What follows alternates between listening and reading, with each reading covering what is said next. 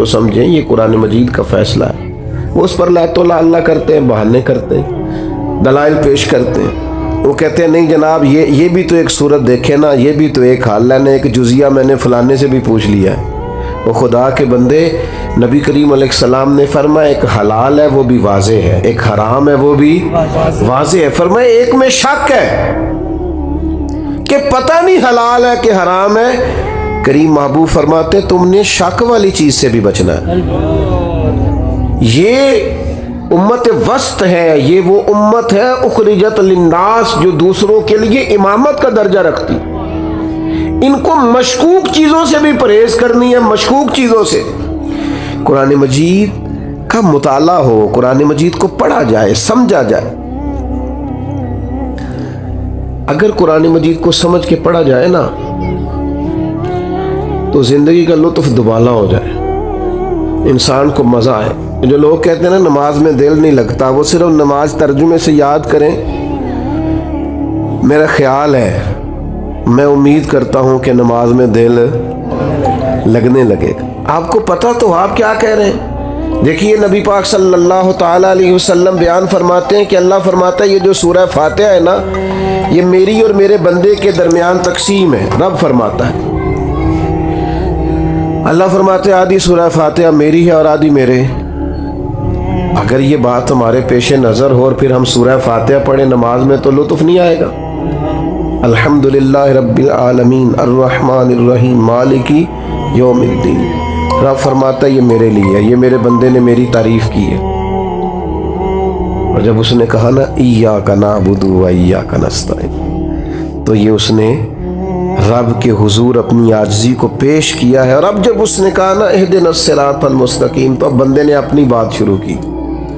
اب اس نے کہا یا اللہ میرے ذہن کو بھٹکنے سے بچا، وسوسوں کے غلبے سے بچا، مجھے ذہنی انتشار سے بچا۔ غیر المغضوب علیہم ولا الضالین، جو لوگ افراط و تفریط کا شکار ہوئے، گمراہ ہوئے، جن پر غضب ہوا، کوئی ادھر جھک گئے کوئی ادھر جھک گئے، ان سے بچا کے صراط مستقیم پر قائم رکھ۔ پر میں یہ جو دعائیں وہ مانگ رہا ہے یہ میرے بندے کا حصہ ہے۔ آپ کبھی قرآن مجید کو اس کے ترجموں کے ساتھ، اس کی افادیت کے ساتھ آپ غور تو کریں، لیکن کیا کریں، نئے نئے کورسز سارے کر لیتے ہیں، ہر محکمہ نئے نئے کورسز کراتا ہے، نوکریاں بچانے کے لیے سارے کورس کرتے ہیں، نیا کورس آ گیا ہے۔ میں کبھی ہم جایا کرتے تھے والد صاحب کے ساتھ کسی موقع پر پٹوار خانے، تو پٹواری جب اتارتا تھا نا اوپر سے رجسٹر، یا کبھی بینک میں یا کسی اور ادارے میں، تو وہ رجسٹر اترتے اترتے سارے کپڑے بھی گردآلود ہو جاتے۔ لیکن اب کمپیوٹر آ گیا ہے، میرا نہیں خیال کسی نے نوکری چھوڑی ہو کہ مجھ سے نہیں سیکھا جاتا، میرا ریزائن لے لو، میں نہیں سیکھ سکتا، کسی نے نہیں چھوڑی۔ لیکن آج آپ کسی سے کہیں کہ تو قرآن مجید کو صحیح طور پر پڑھنا سیکھ، تو وہ کہتا ہے میری تو عمر ہی 50 سال ہو گئی، اب تو زبان موٹی ہو گئی۔ 40-50 ہزار کی نوکری بچانے کے لیے لوگوں نے کورسز کر لیے، کمپیوٹر سیکھ لیا، نظام مرتب کر لیا، لیکن اپنی قبر اشر بچانے کے لیے قرآن نہیں سیکھا، توجہ نہیں کر۔ قرآن مجید کا مطالعہ کریں، قرآن مجید کو سمجھیں۔ ایک رائٹر ہے، اگرچہ وہ کسی خاص مذہب کا پابند نہیں ہے، لیکن نفسیات پر اچھا کلام لکھتا ہے۔ اس سے کسی شخص نے سوال کیا کہ